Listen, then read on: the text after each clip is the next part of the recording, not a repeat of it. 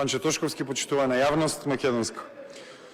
Овој пат, како и минатиот пат, кога поднесувавме интерпелација, тоест во случајот со спикерот на Собранието, наме нападна последната задача да ги сумирам импресиите и аргументите од денешната расправа, која за жал не беше толку разнолика како расправата за спикерот Гаши, каде што имаше многу аргументи, имаше и погрешно наведени аргументи, реторички стапици, се за да се оправда некако тоа што се случува, но денеска видовме дека нема многу простор за опоравање на работата и за амортизирање на работата и денес владеачкото мнозинство се послужи само со моралниот компас како аргумент за одбрана на она кое не се брани. Дебатата во Собранието беше сведена на лични напади и на дискусија за морал, за опишување на моралните вредности на Собранието, моралните вредности на општеството, но јас би порачал на мнозинството и на министерот тоа кое треба уметниците да го прават.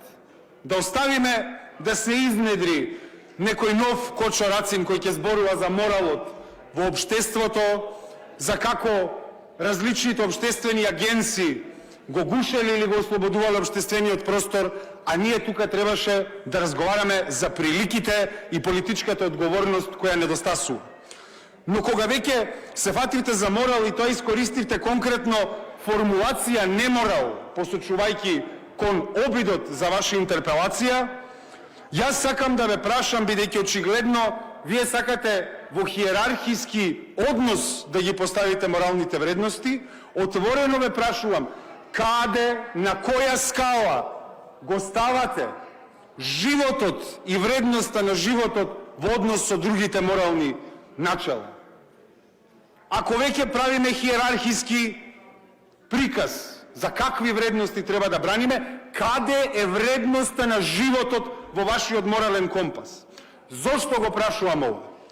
Затоа што моето прашање, која вредност треба да се погази за да не одиме во груба одбрана на сите норми? Затоа што вашата партија и вашето мнозинство со сите можни ресурси се обидовте да ја потиснете антинормативната идеја на протестите кои се родија и на гневот кој граѓаните го чувствуваат, кон нормите и луѓето кои треба да ги бранат тие норми во однос на нивната безбедност. Мене ми се чини, министре Тошковски, дека вие моралот не го користите како аргумент, туку како последна ваша заштита. А ке зборуваме и за таа заштита, затоа што не се сите исти и немаме ист морал. И зошто немаме ист морал? Затоа што тоа е привид да се направи мост помеѓу угнетувачот и угнетениот, на повредениот и оној кој повредува. Тоа е обид да се изедначат нивните интереси, но нивните интереси и нивните вредности никогаш не можат да бидат исти. Немате исти интереси, затоа немате ни ист морал. И кажете ми како да мислат граѓаните дека имаат ист морал и младите кои ги нарековте коректор, кога денеска за вас, за време на вашата интерпелација имаше стотини полицајци околу Собранието присутни тука за вас, а за младите нема одбрана. Тоа е легитимно прашање. Тие не се осеќаат одбрането, туку напротив нападнато, запоставено и угнетено. Каде е нивната одбрана? Младите, многу мало граѓански аргументи. Еве чисто за јавноста, каде е Димче ме прашуваат. Зборуваме за морал, драги колеги, оперирани и абстрахирани од морал. Смешно ви е 40 дена после најголемата трагедија во Македонија.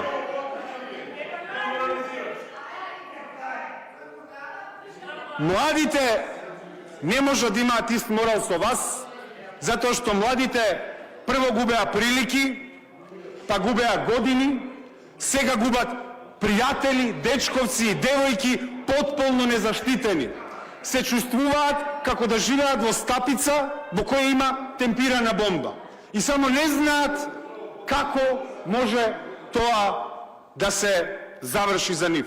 И оставени во еден меѓупростор да бидат помирени со опасните прилики во кои се оставени.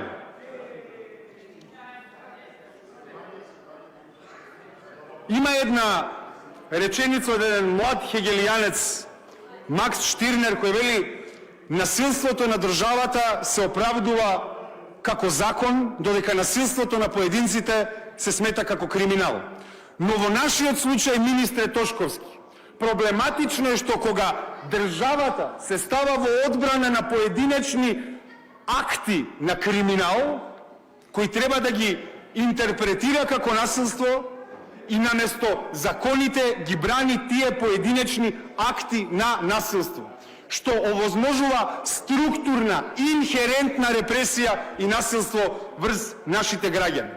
И ако видиме дека парите се моторот на таа динамика, тогаш вие, почитуван министре, сте главен чувар на коруптивниот круг во кој се движиме. Наместо да бидете службеник кој ќе обезбеди чувство на безбедност кај нашите граѓани, почнуваат повторно, како и вашите предходници, да ве перцепираат како човек кој е пред се заштитник на коруптивниот круг, кој не може никако да се скрши. И тука доаѓаме до моментот за природата на полицијата и полициската служба, пробувајќи да ни наметнете аргумент дека сме биле против општо полицијата. Проблемот е што кога начело на полицијата се наоѓаат партии кои го креирале магепсаниот круг на корупцијата, тогаш во многу случаи полицијата наместо да биде заштитник на јавниот интерес, таа е заштитник на владеачите од јавниот интерес, како што е во случајот со вашето владење. Што се однесува до семејствата, јас апсолутно се согласувам дека семејствата треба да бидат изземени од оваа дискусија. Баш затоа што заради сплетни околности јас бев кај едно семејство кога одма дента кога се случи сето тоа. И таму увидов една работа, дека довербата во политичарите е на многу пониско ниво дури од довербата во судството, за кое тука збориме, за која гласавме интерпелација заедно со владачкото мнозинство за судскиот совет. Вие, министре, наместо да создавате чувство на безбедност, една инхерентна безбедност кога ќе се појавите пред граѓаните, вие чувствувате, тоест создавате чувство на резигнација, сакајки да ги одбраните поединците кои знаете дека имаат свој придонес во структурното насилство кое го чувствуваат нашите граѓани. Не знам дали тоа го правите од лична побуда или само ради политички прилики, но за жал тоа е сликата која се создава за вас.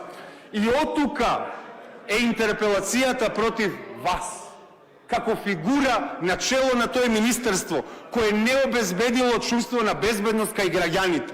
Сплет на околности е што сте вие на оваа позиција повеќе од година дена.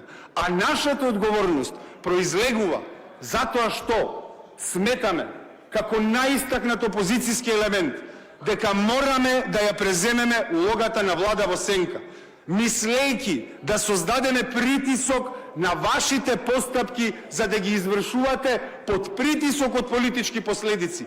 И тоа е позитивен еквилибриум за нашата политика, а не да го девалвирате институтот за интерпелација како што тоа го правеа колегите пратеници од Вреди. И тука лежи главниот проблем. Вие велите, можете вие мене да ме напаѓате цело време, но немојте нешто друго. Вие не можете да ја напаѓате интерпелацијата како институт, затоа што таа служи и да не биде изгласана вашата интерпелација денеска, да ви создаде политички притисок за да си ја вршите работата како што требате.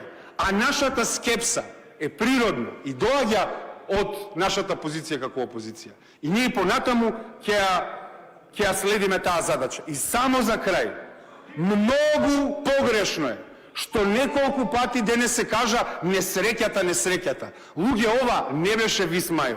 Ова беше крах на систем кој ни уби со граѓани. Несреќа е земјотрес, а Македонија е држава каде што живот